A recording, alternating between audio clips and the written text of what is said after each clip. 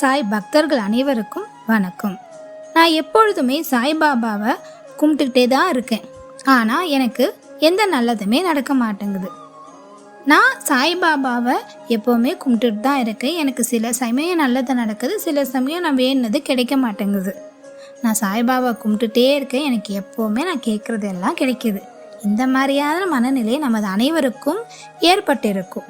அதாவது சாய்பாபாவை சுற்றி இருக்கிற எல்லாருக்கும் பலன் கிடைக்குதா அப்படிங்கிற ஒரு கேள்வி நம்ம எல்லார் மனதிலையும் இருக்குது. இதே மாதிரியான ஒரு கேள்வி தான் தாமு அண்ணாவுக்கும் இருந்துச்சு. அந்த கேள்வி அவர் மனசில் இருக்கிறத புரிஞ்சுக்கிட்ட நம்ம பாபா எவ்வளோ அழகாக விளக்கம் சொல்லியிருக்காருன்னா, அதாவது ஒரு மரத்தில் ஒரு பூ பூத்துருக்கு, நிறைய பூ பூக்கும். ஒரு மரத்தில் அந்த பூ எல்லாமே கனியாக ஆயிடுச்சுன்னா அது நல்ல ஒரு அறுவடையாக தான் இருக்கும்.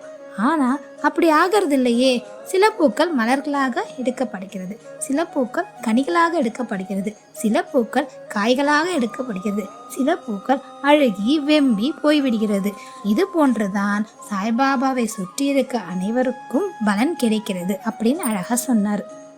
அடுத்தது நமக்கு எப்பவுமே இன்னொரு கேள்வியும் மனசில் இருக்கும், சாய்பாபா எப்பவுமே நம்ம கூட இருப்பாரா அப்படிங்கிற கேள்வி.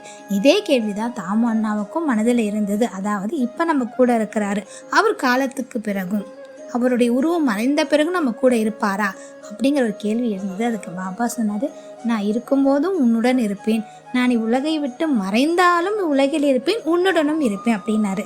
அதாவது நம்ம பாபா நினச்சோம் அப்படின்னா வார்த்தைகளாலோ அவரோட புகைப்படங்களாலோ நமக்கு எப்பவுமே காட்சி அளிப்பார்.